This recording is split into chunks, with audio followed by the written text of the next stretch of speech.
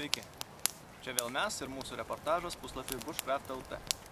Atėjo graži popietė, laikas pasigaminti, užsikaisti arbatos. Norėdami užsikaisti arbatos, mes pasiruošime paprastą įrankį pakabinti puodą virš ugnies.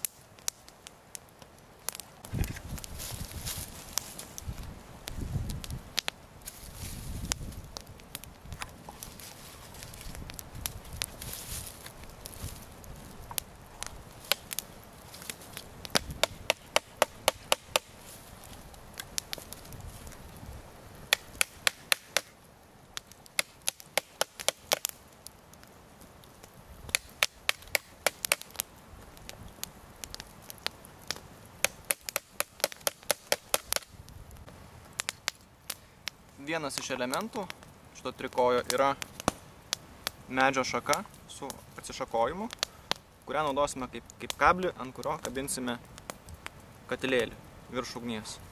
Ir kad galėtume reguliuoti aukštį skirtingais atstumais nuo kablio, padaroma keletą įrantų peilių, kurias tiesiog paskui atremsime į ilgą medžio šaką ir užfiksuosime tokiam aukštyje, kuriam reikia, pagal liepsnos karštį, pagal laužo dydį.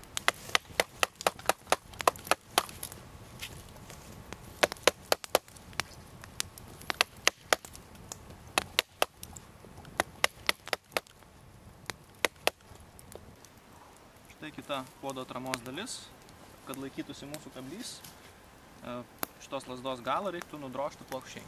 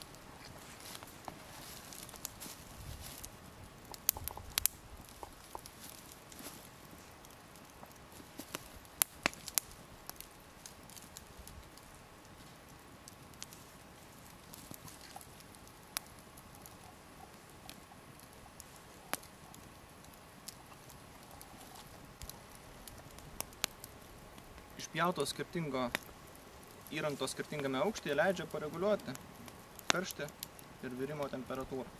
Galima pakelti puodą aukščiau ugnies, galima nuleisti praktiškai ant žarijų.